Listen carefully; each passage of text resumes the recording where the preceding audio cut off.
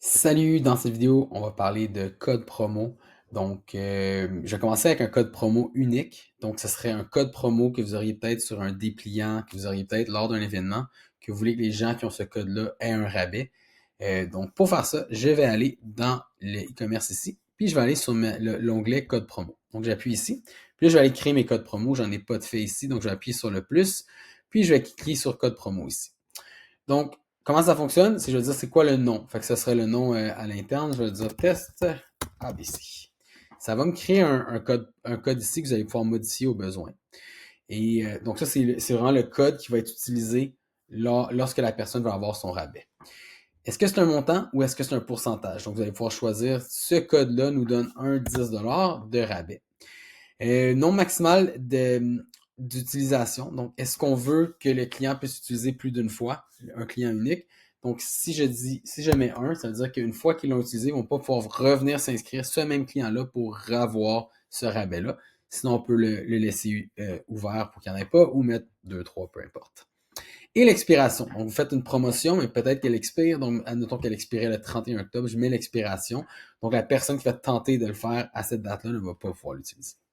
Je peux rajouter un code comptable, donc j'aurai sûrement un code comptable pour vos codes promotionnels qui serait important à ajouter.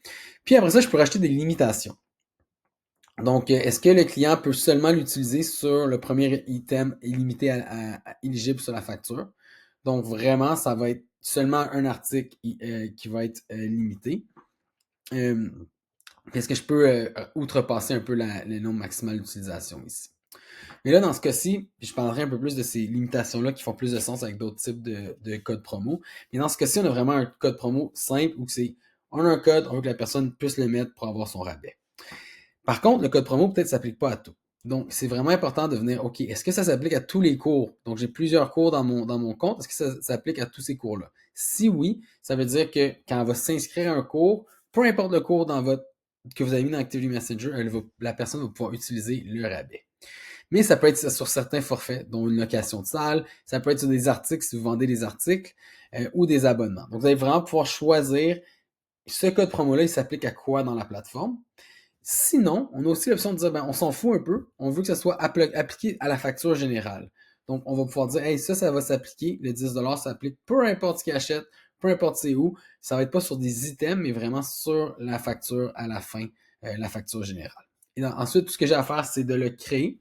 Puis après ça, je peux le tester, puis le partager avec les clients ou sur vos pamphlets, puis la personne va pouvoir l'utiliser pour avoir son rabais de 10$. Donc voilà pour la création de code promo unique.